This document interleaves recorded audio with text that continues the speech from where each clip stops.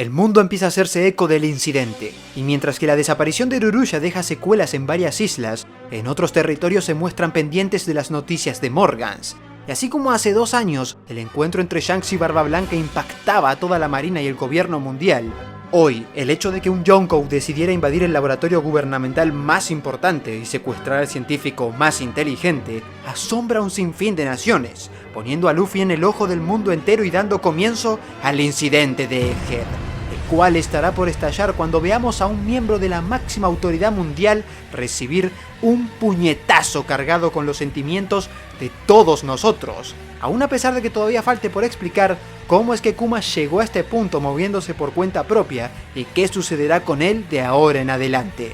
Bienvenidos a este video en donde expresaré mis sentimientos por lo visto en el capítulo 1103 y les plantearé una serie de posibilidades con respecto al futuro de Kuma.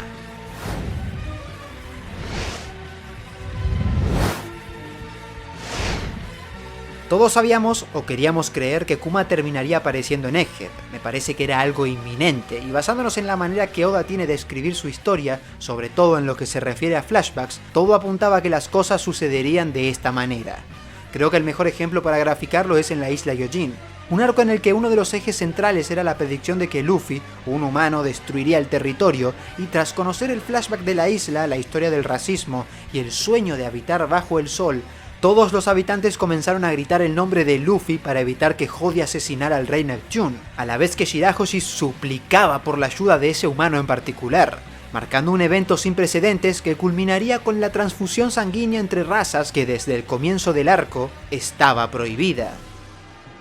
La última saga de One Piece abrió mostrándonos a Kuma en Kamabaka con la pregunta por parte de Dragon de ¿qué fue lo que vio en Mary Joyce? Algo que de alguna manera las memorias de Kuma nos respondieron en estos últimos capítulos, cuando ni siquiera imaginábamos con lo que nos encontraríamos. De esta manera, Oda nos presentó al personaje que terminaría protagonizando el arco, lo cual, visto desde arriba, tiene todo el sentido del mundo, partiendo por la base de que estamos situados en el laboratorio de Vegapunk. Un personaje del que no sabemos prácticamente nada más allá de sus inventos, siendo las modificaciones en Kuma y los pacifistas los más relevantes. Es así que tras conocer en el flashback el verdadero vínculo entre Kuma y Bonnie, su pasado y el sueño que impulsó su vida, era inevitable que tras el grito de Bonnie en las garras de Saturn, mientras ella pensaba que estaría mucho mejor muerta, Kuma haga su aparición. Estamos hablando del personaje cuya infancia estuvo marcada por la muerte de su madre y las palabras de su padre acerca de cómo morir puede ser mucho mejor que vivir en este mundo. Es así que tras haber vivido en ese mundo, tras haberlo recorrido para conocer un sinfín de lugares increíbles que algún día su hija podría conocer, y tras haber hecho lo imposible con tal de que su hija pudiera tener justamente una vida en este mundo, el simple hecho de que ella se desmorone al punto de creer que lo mejor sería morir, era el indicador perfecto para que Kuma cumpla su sueño, ser un héroe como Nika y contra todo pronóstico salvar a su hija. Kuma apareció en Egghead justo a tiempo, y si las cosas se dan tal como aparentan, pronto confirmaremos lo que les comentaba en videos anteriores. Nosotros ya fuimos testigos de cómo el ritmo de la liberación vibró en Kizaru en el pasado, y encontrarse en una situación en la que todos sus amigos, Sentomaru, Kuma, Vegapunk y hasta la pequeña Bonnie, son acorralados por la supuesta justicia que él juró defender hoy y también defendió hace 2 años en Shabondi, podría despertar en él la idea de que en realidad Luffy es el camino. Una nueva apuesta por Luffy por parte de un personaje que en un principio se mostró como un enemigo. Y es que en este sentido el sol abarca cada vez más territorios, llega a lugares impensados y poco a poco todos comienzan a creer en él. Y si algo hemos visto en One Piece desde hace cientos de capítulos es que no importa qué tanto odiemos a un villano, si éste en algún punto cambia de parecer y ve a Luffy con otros ojos, se gana nuestro respeto. El paralelismo a la inversa que estamos viviendo en Egghead con Shabondi no podría ser tal con un Kizaru como enemigo en ambos casos, cuando hoy todos los demás personajes importantes de aquel entonces se mostraron, ahora sí, en nuestro bando. por lo que ¿quién mejor que Kizaru para darse vuelta en el momento ideal y permitir que Luffy pueda recargar todas sus energías? Pero si tenemos que hablar de paralelismos, centrémonos en el más importante de todos. El punto de inflexión que marcó un antes y un después en la obra fue aquel puñetazo por parte de Luffy cargado de ira, en un intento por defender, curiosamente y viniendo a cuento de lo que hablaba recién, a un personaje que tiempo atrás también había sido un enemigo. Ese puñetazo despertó en Kuma la idea de que Luffy podría tratarse del dios del sol. Desencadenó una situación de desesperación que culminó con su banda separada y causó eventualmente el famoso timeskip, no sin antes pasar por la guerra de Marineford en el medio. Hoy, Kuma hará lo mismo que Nika, y se vengará por los más de 40 años que sufrió por culpa de Saturn. God Valley, Genie, la enfermedad de Bonnie y su vida como esclavo robot estuvieron marcadas por él, así que llegó el momento de darle ese puñetazo que desatará algo de lo que jamás hemos sido testigos en One Piece y para lo que tenemos que estar preparados, porque lo que viene a continuación será la guerra contra el gobierno mundial.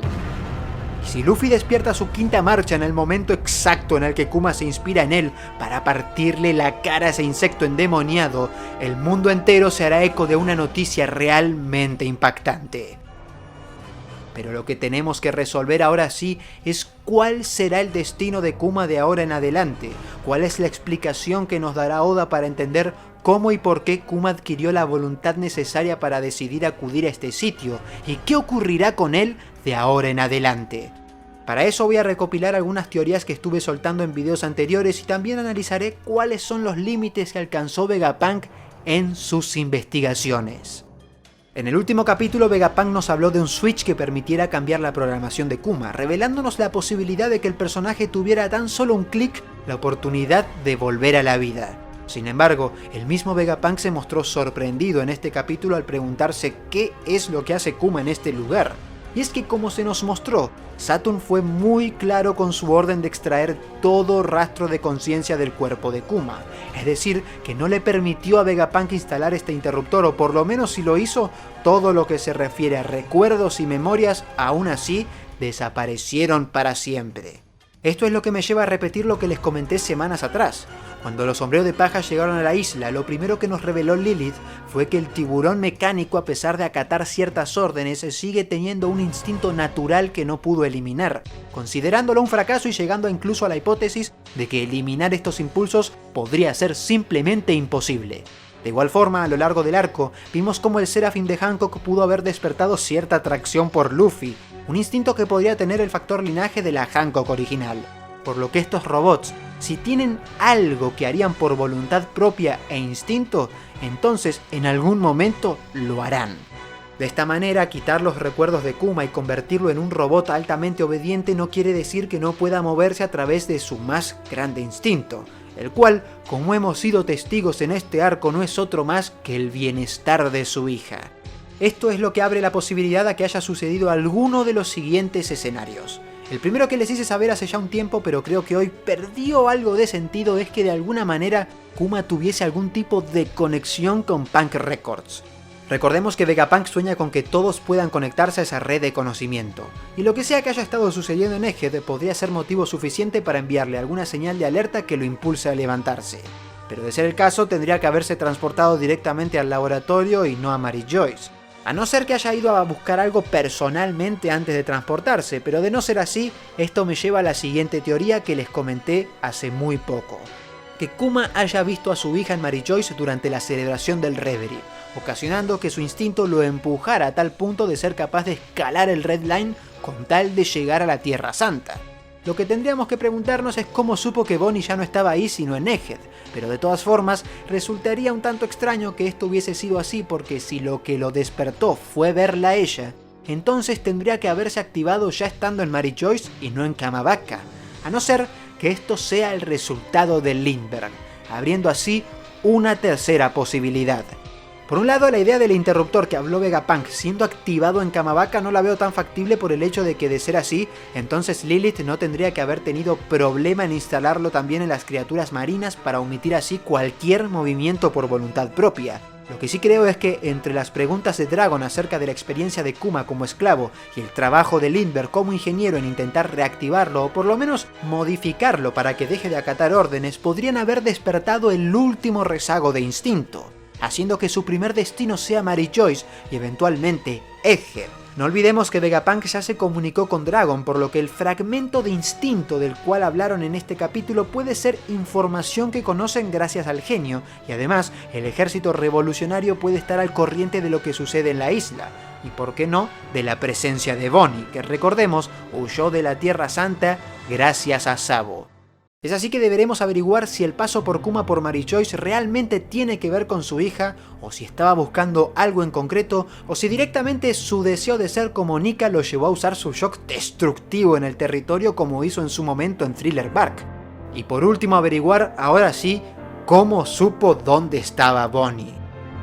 Personalmente me gustaría pensar en la idea de que Kuma no solo esté siendo un arma humana defendiendo a su hija, sino que también pueda hablar y ser un padre para ella de ahora en adelante, y que todos los recuerdos de su vida, que son lo que a uno lo definen como persona, en este caso no regresen a su mente con tal de poder olvidar todo el sufrimiento que atravesó en su vida como esclavo, y que de ahora en más viva feliz como se merece, rodeado de las personas que siempre lo han amado. No olvidemos que es un robot, y por mucho que se haya mostrado en un estado deplorable en más de una ocasión, siempre fue reparado, a no ser que ahora en Egghead termine explotando para dar fin con su cuerpo y permitiendo traspasar así su fruta del diablo a alguien más. De todas maneras, queda pendiente resolver dos cosas: el asunto con el gigante de hierro, un robot que escaló el Red Line tal como lo hizo Kuma y que también se encuentra en el laboratorio, y qué fue lo que hizo Vegapunk con todos los recuerdos de Kuma, qué fue lo que estudió y a qué conclusiones llegó. Hasta acá el video y espero que les haya gustado. Coméntenme sus opiniones, qué creen que ocurrirá con el cuerpo de Kuma y cuáles son los límites de su instinto.